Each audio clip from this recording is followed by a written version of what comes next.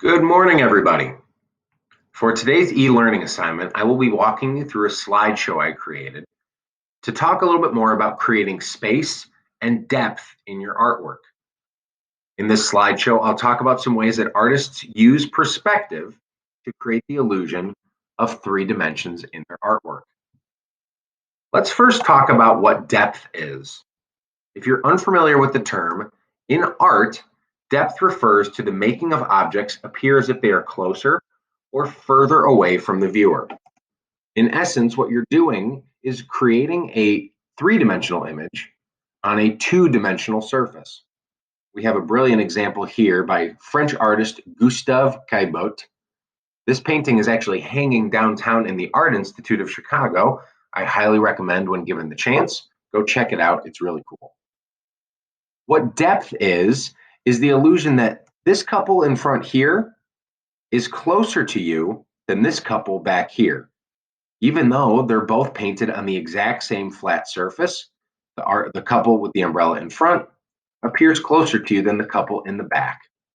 And that couple in the back is closer to you than this guy down here, even though, again, they're all on the same flat painting.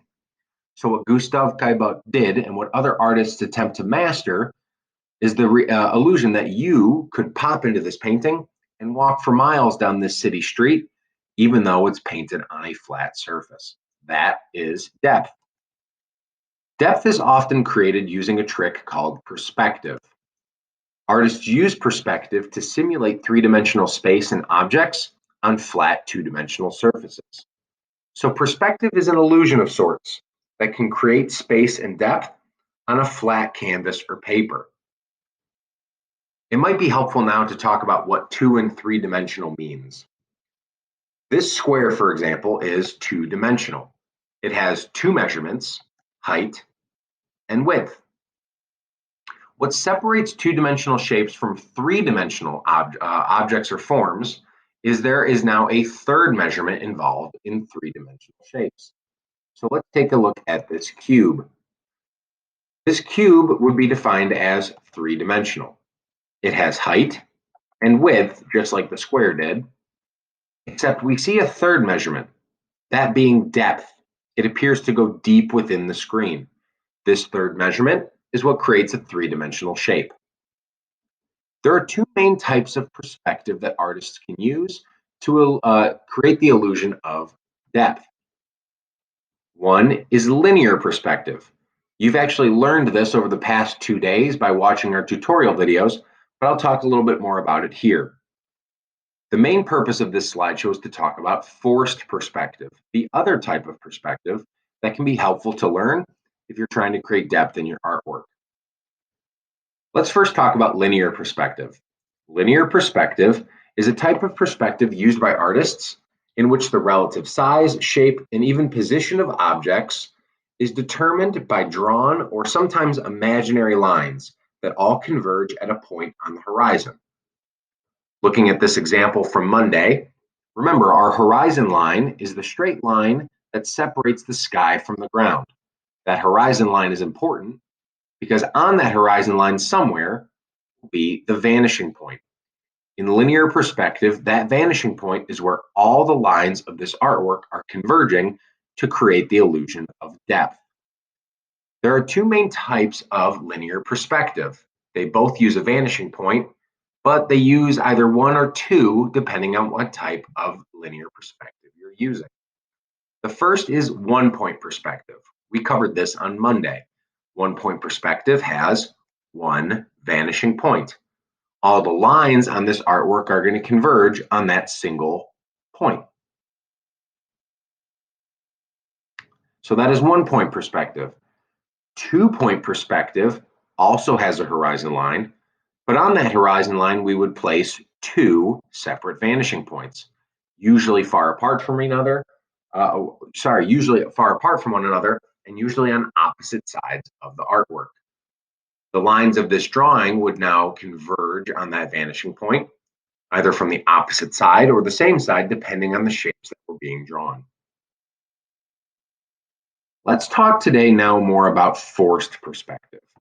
Forced perspective describes a series of illusions that artists can use to create depth in their artwork.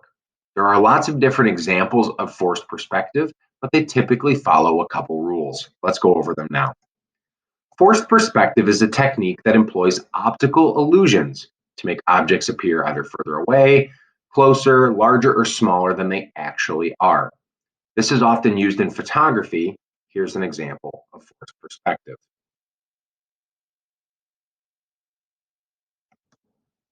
There are a couple rules that forced perspective follows that you can use in your drawings to create things that look a little bit more interesting, a little bit more realistic, and give you greater depth in your artwork. The first rule of forced perspective is that objects that are placed in front of other objects automatically appear closer to the viewer.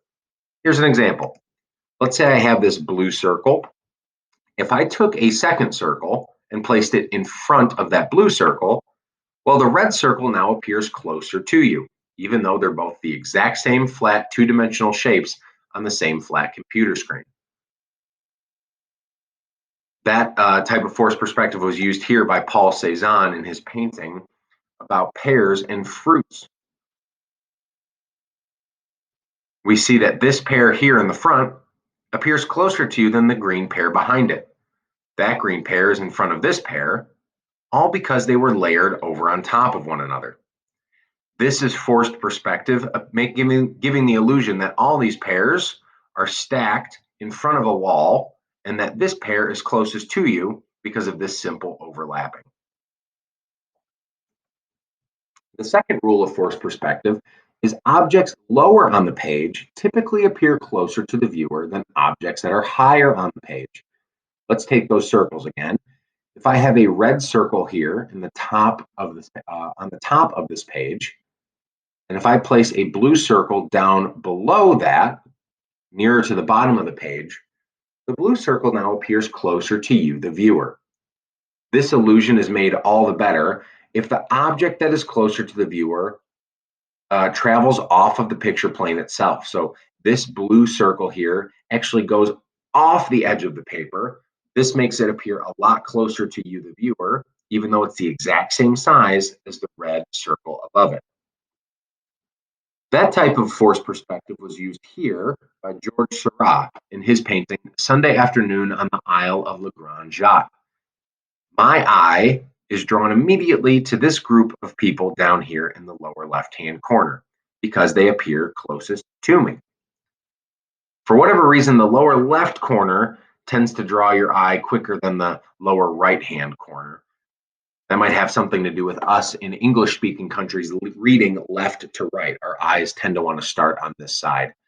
But again, because this group of people, especially this guy here with the pipe, is down in the lower section of the paper, he appears closer to me than these people back here, even though they're relatively the same size.